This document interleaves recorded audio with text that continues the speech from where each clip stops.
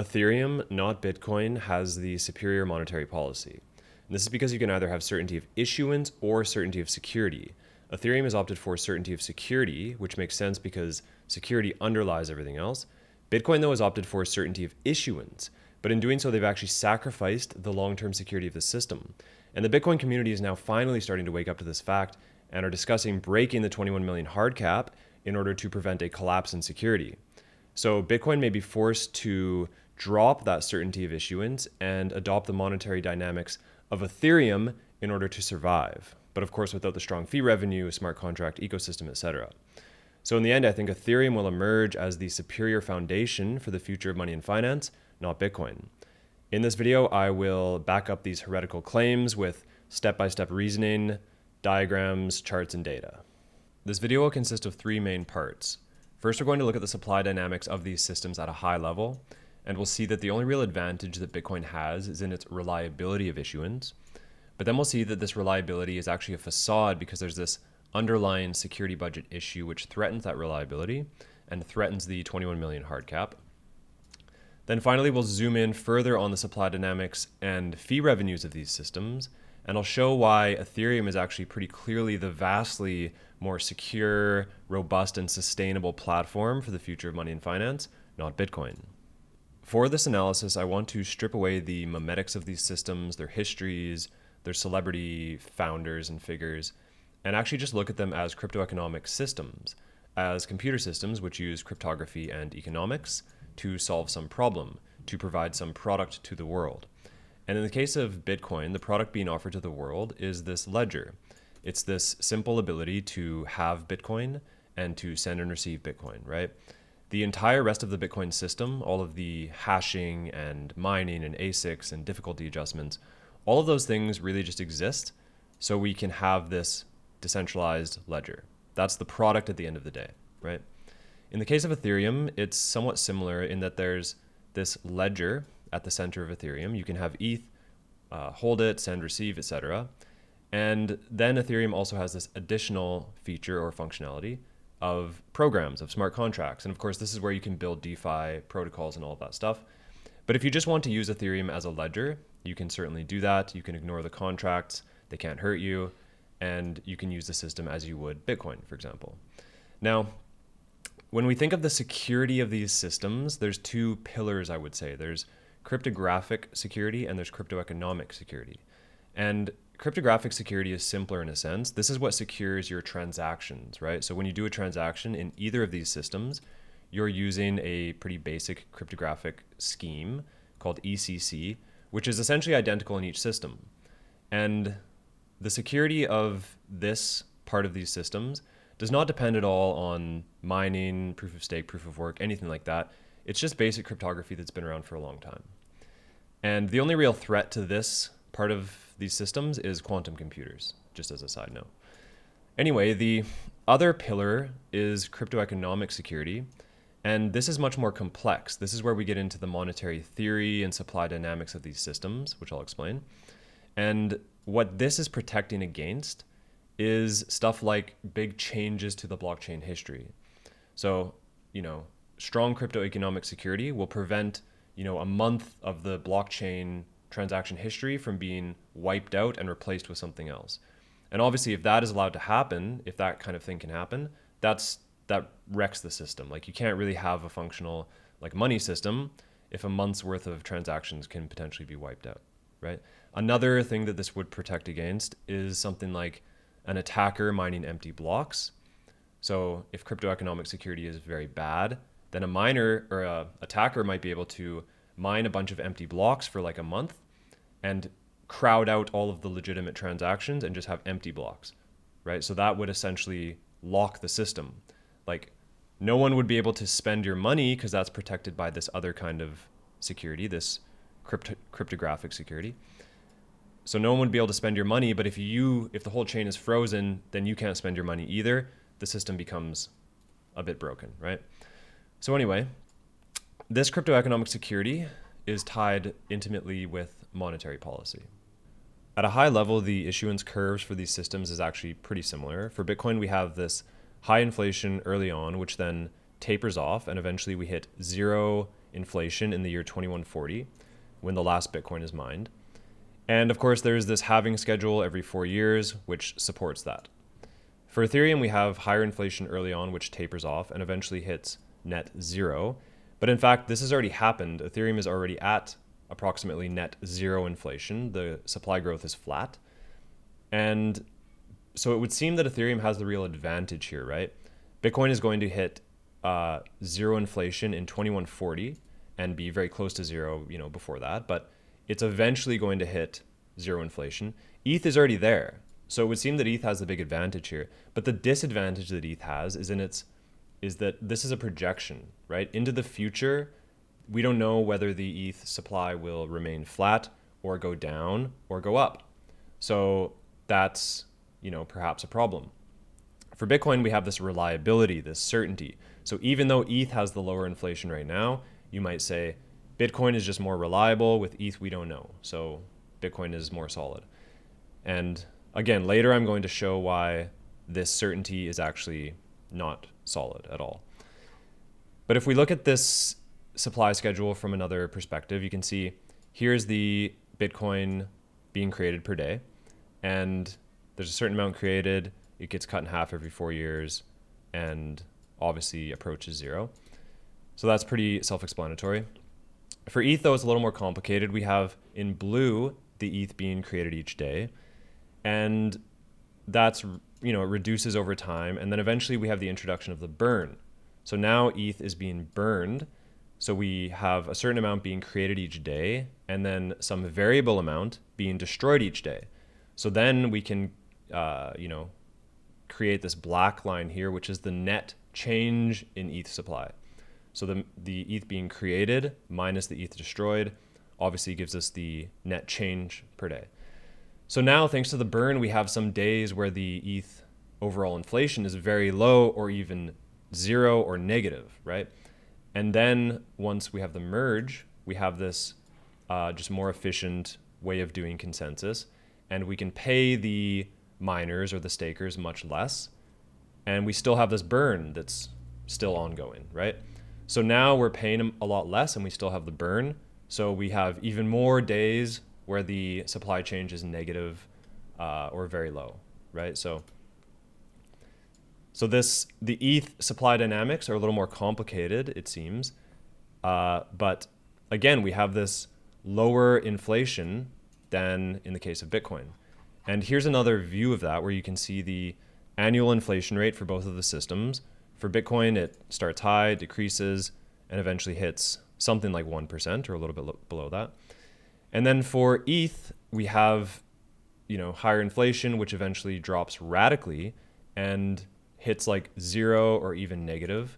And overall, since this point, since the merge, the overall ETH inflation is very low, right? It's lower, in fact, than Bitcoin. So again, ETH looks pretty favorable here. And here's a supply chart over the last almost 4 years. And you can see the colors are kind of reversed here. ETH is in orange and BTC is in blue. But you can see that ETH before the merge had higher inflation than Bitcoin. Then after the merge, when it became really efficient to run the system, where we have to mint a lot less ETH and we're still burning a bunch, then that radically dropped and the supply growth pretty much flattened out and went even negative, while Bitcoin's continued to, Bitcoin is always just being created. There's no burn, right? So over the past almost 4 years, you can see that the ETH supply is actually, the inflation has been much lower for ETH. So again, ETH looks very favorable in that sense. At the start of the video, I mentioned there being a relationship between cryptoeconomic security and supply dynamics and inflation and issuance. And what that is that blockchains, they have to pay their miners or validators forever, continuously, to secure the chain. This is just a fact about cryptoeconomic security, is it costs money. You have to continually pay these infrastructure providers forever to secure the system. So in the case of Bitcoin, the primary source of income for those miners, 99% of their income, is from block rewards. And by the way, the amount of security provided by the miners is proportional to their income. So currently, 99% of their income is from block rewards, and just 1% is from fees. So there's a problem there when you're slashing the block rewards in half every 4 years, right? And I'll explain this more in a minute, but with Ethereum, it's similar. Like, you still have to pay for your infrastructure, your security providers. Previously, Ethereum was paying miners as well, and issuing a bunch of ETH every day to do that. Then we had the introduction of the merge, so we switched to proof of stake. The system is then more efficient. We don't have to pay validators as much as we were paying miners. So there's this big reduction there. But it's the same in the sense that Ethereum has to pay those entities forever. It has to continually motivate them to stake their ETH, to create blocks, etc. And so there's this ongoing cost, right? But in the case of Ethereum, this cost, or the amount of ETH being issued to those validators, is more or less constant. There's a certain curve. It can increase, decrease a little bit, but it's essentially this constant, relatively constant amount being paid to the validators, and that amount is considered adequate to secure the system, right? So if there were no burn in Ethereum, there would just be this constant, never-ending inflation, right? You have to continually pay these validators, and you can't rely just on fees. I'll explain that more later. So you need to pay them, right? But fortunately, ETH has this burn mechanism which offsets that constant expense, right? It's sort of like revenue. So you have this constant expense, the security of the system. There's an expense to running the system, and then it's being offset by revenue. And then we can have this magical, potentially this magical thing where the revenue exceeds the expenses and the system is like profitable. It's sustainable. It's reached like escape velocity.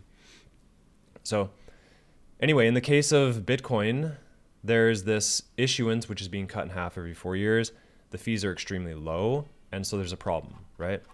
So 99% of that revenue is from issuance, which is going to zero, and we're just going to have fee revenue only, and therefore the hard cap may need to be broken to maintain security. So I'll explain that in more depth here in a second, and this is just my artistic representation of Bitcoin and ETH and this like tower of security and the machines which support them.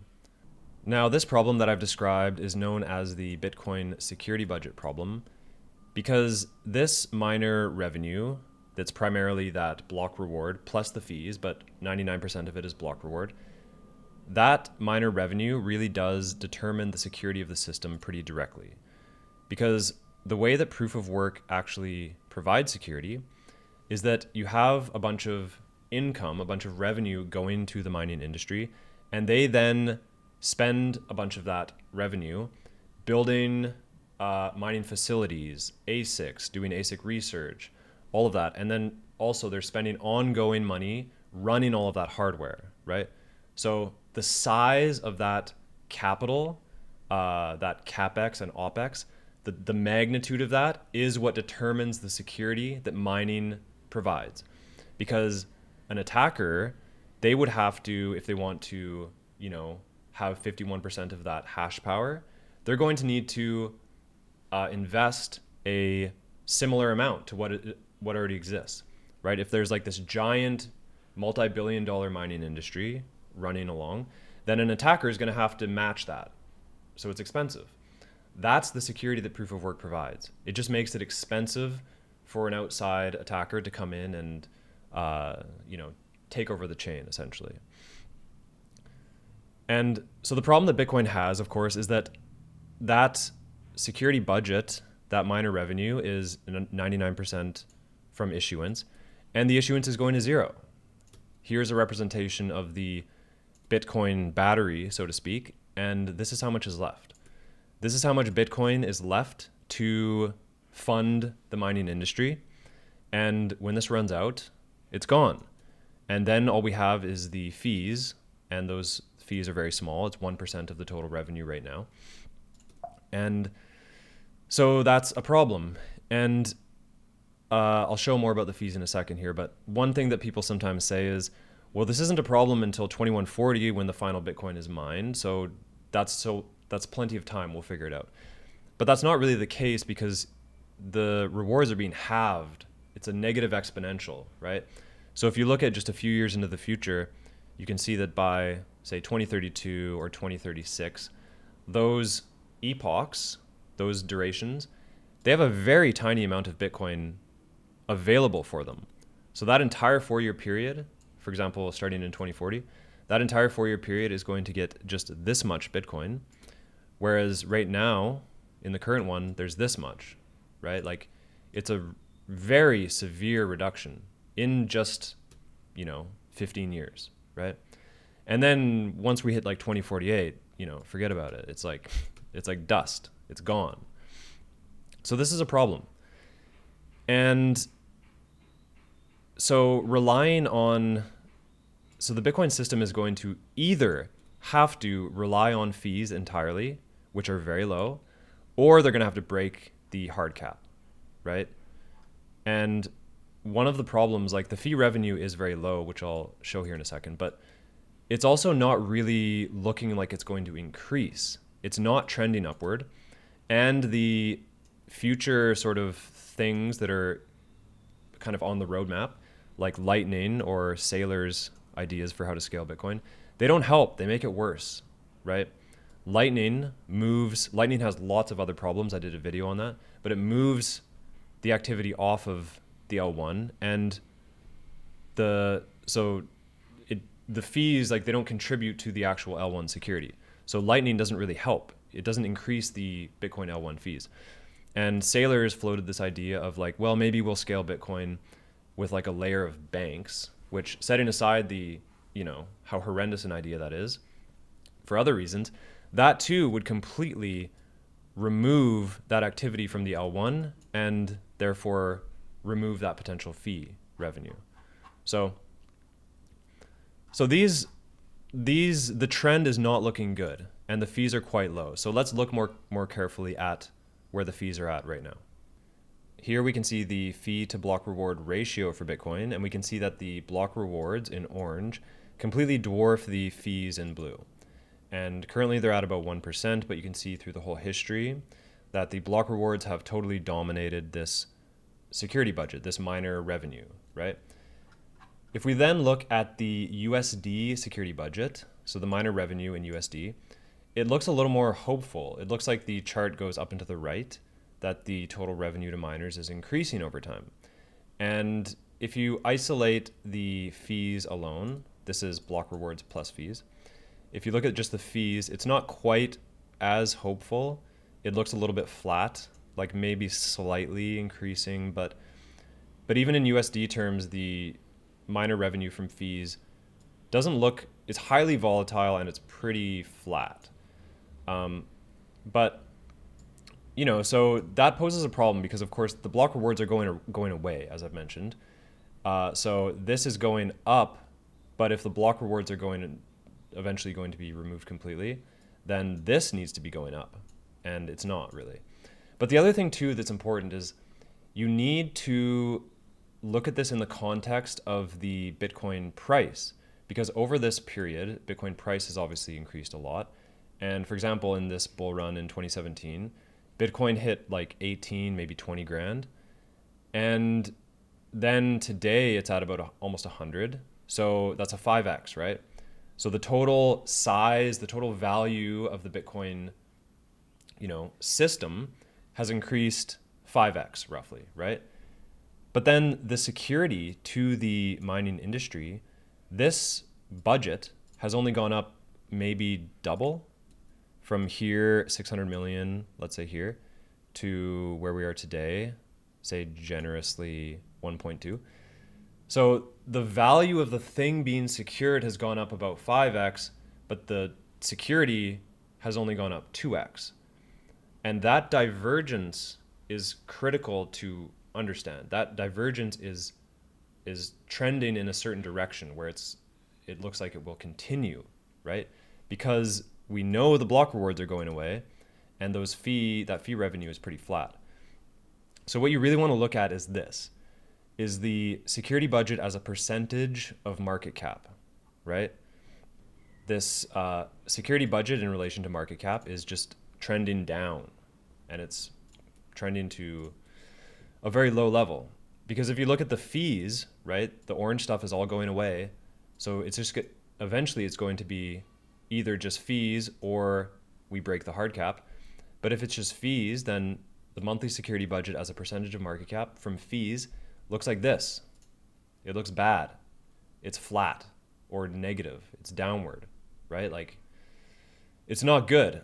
Bitcoin has had a huge amount of adoption over this period, right? And the fees haven't matched. Like, the price is appreciating, but the fee revenue in relation to the value of that thing, the system, is not matching it. It's not keeping up. So it's a problem. Now, this is just another way to visualize this. I have the total Bitcoin supply, the total 21 million, and then in darker orange, that's the amount that has been issued, right? So this is like the value of the thing being secured. It's all that value. It's all of that digital gold, right? It's this chunk of whatever, like $2 trillion worth of stuff. And then over time, we have these epochs, like these are in the past, right? And this is so the width of each of these is meant to be the issuance for that epoch. This is like the security budget, right? It's the issuance plus the fees. The fees are in blue. So the width of that thing is like it's the security that is the foundation for the thing on top, which is the total value of the system. And that foundation gets skinnier every 4 years. So this is the present. We're in this, this epoch here. The fees are this little sliver, but we still have some width from the block rewards. But of course that goes away. So if you project, I just assumed that the fees would be the same proportion going into the future. And what happens is your width gets skinnier and skinnier and skinnier. And then eventually you have this tiny little sliver holding up this giant mass of wealth, right? This giant ball of value is being held up by a foundation that gets skinnier every year, which is a problem. Just a few more things I'll mention before we talk about Ethereum. One is that even if the fee revenue for Bitcoin were higher, running your system entirely on fees alone with no block reward actually introduces its own issues. There's some game theoretic problems with doing that. So even if the fee revenue were healthy and trending upward, which it's not, it's low, trending downward, but even if it were better, you still don't want to run the system just on fees. There's problems with doing that. Another is that, the breaking the hard cap is something that is being discussed. It's not just me saying that. You can find lots of references to this because this idea of this whole security budget thing is gradually settling in. I think the Bitcoin community is gradually figuring this out. And part of the reason I emphasize gradually is because this has been talked about for a long time. I was not the first person to write about this problem, but I wrote about it in 2018, and I introduced the term security budget because I thought that made sense. But I've been talking about this since 2018. I mean, I talked about it for a while, then kind of forgot about it, but it's still here. There's been no solutions really presented, except now finally the community is sort of admitting that they might have to break the hard cap, which is kind of the whole value proposition of Bitcoin to begin with. So anyway, now we will look at Ethereum and how Ethereum compares to Bitcoin. So Bitcoin, Ethereum, and any other blockchain needs to have this ongoing security budget, this ongoing revenue to the miners or stakers in order to keep the system secure. They have to pay for that forever. But there's a tension between wanting to fund that security and also keeping the inflation of the token low, right? Nobody wants the token to be highly inflationary, and nobody wants the system to be insecure. There's this tension between those two things, And I think there is one fundamentally correct way to achieve, to balance that tension, or to achieve these two things. Because you can actually have both. You can have security and a non-inflationary token. And I think Ethereum has achieved that. This is just fundamentally, I think, the way you engineer a blockchain. This is how it should be done. Because, I think what Ethereum is achieving or has achieved, or when it's net deflationary or flat in terms of the supply growth, what it's achieving when it's in that spot is that there's enough demand to offset the issuance. There's enough, like the security can be paid for on an ongoing basis forever. And there's enough activity that the system is not inflationary. So it's reached this kind of like, it's like the cryptoeconomic organism that is Ethereum has reached this place of being sustainable, like forever, right? It's no longer burning its runway. When I think of Bitcoin and the security budget problem, it's like it's burning its health bar and it's just running out and it's not recuperating it, right? The system is only like it's spending its battery and it's not refilling it. So unless something changes, the trajectory is pretty clear, I think. So these charts will help make this point. If you look at the chart here, this is just the total Bitcoin miner revenue. So this is issuance plus fees, right? On the right, there is the Ethereum security budget revenue. So it's ETH issuance plus the portion of fees which are not burned, the tips, those go to the validators. So there's this steady income to the validators. Now, if we look in terms of the percentage of this income against the market cap or total supply of the system, then you can see that they're actually not too different. So the total annualized security budget as a percentage for Bitcoin is about 1%. And for Ethereum, it's also about 1%. Now, the difference, though, is that for Ethereum, it can maintain this forever. And that's basically the plan, that there's going to be this constant stream of income to the validators, and that will secure the system forever, as long as it runs, right? For Bitcoin, though, this percentage, this security budget is going to decline, as we've already looked at.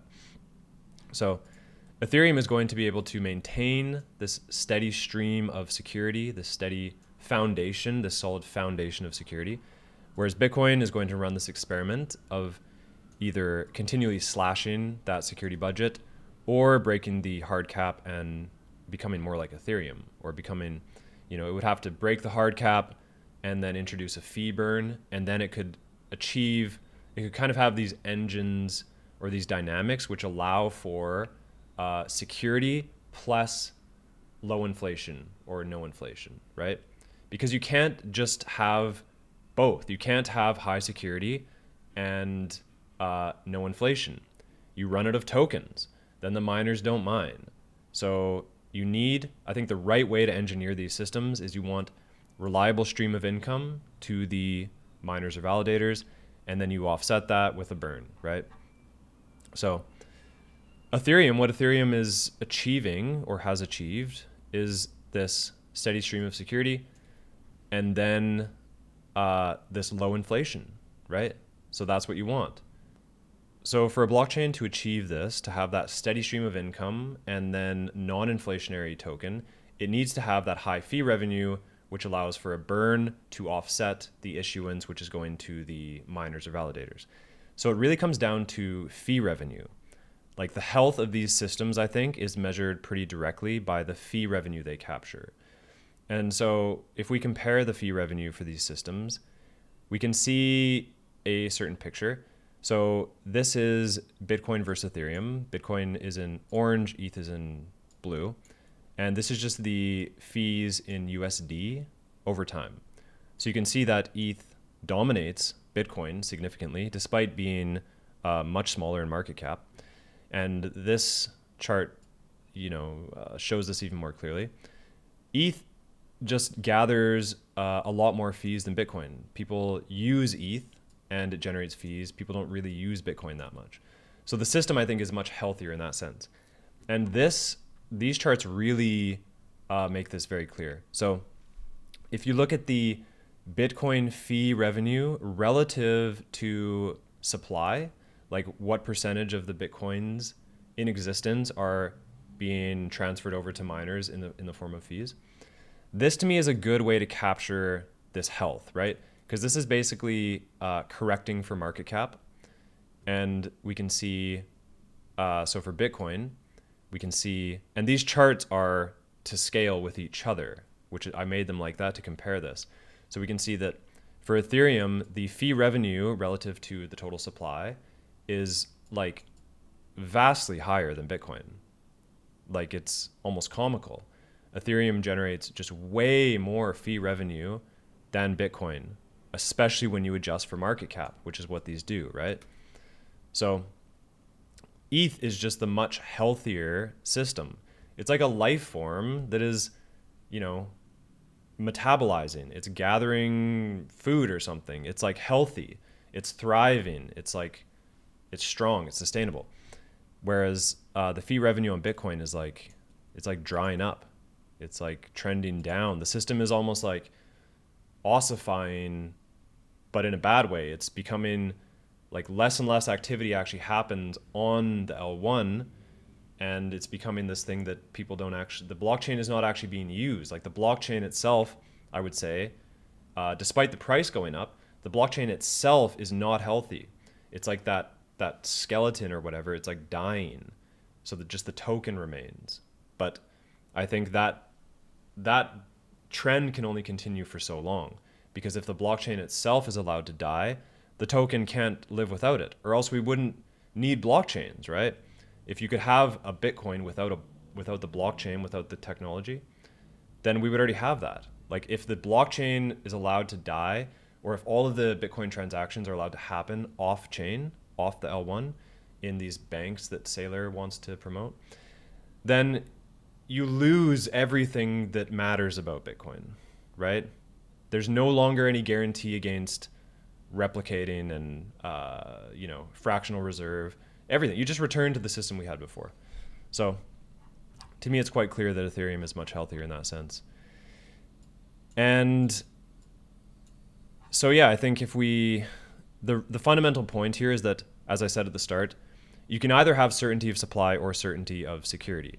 And what you want is certainty of security, because you must have the foundation of security. I think Bitcoin is going to have to face this fact and accept that the security has to come before your hard cap, right? If you have to give up your hard cap to keep the system secure, then you have to do that.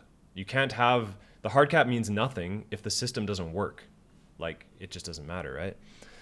So to me, it's like you can have certainty of security because you can steadily fund your infrastructure providers, your security budget. You can have that certainty of security, and you can't have certainty of supply. That supply needs to be variable somewhat, right? But if you get enough economic activity on the system, you can offset it. You can offset the inflation, and you can have a supply which is flat or even deflationary. But you can't have certainty into the future forever that the system is never going to inflate. It just doesn't work that way. The future is not certain, right? So to me, it's quite clear that if you're going to build the future of money and finance on one of these systems, you need to have that secure foundation of security. And to me, you need to have either Ethereum or a design like Ethereum, right? I have no allegiance necessarily to Ethereum per se. To me, this is just the right way to engineer one of these systems. You have to have these mechanisms in place. And, just by the way, I don't actually think that ETH is the future of money per se. I don't think that, I think neither ETH nor Bitcoin are going to be the future of money. I think a foundation like Ethereum, which is solid and secure, that can serve as the platform for a future money. And I have a video I'll do at some point on what I think that future money actually looks like. But it's certainly different from ETH and Bitcoin. Thanks for watching. Next video will be on AI agents and why I think AI is going to need crypto in order to reach its highest level of realization, which is taking over the planet. So watch out for that. and comment if you want. Tell me what the ETH BTC ratio is. Fly at it. And yeah, see you next time. Peace.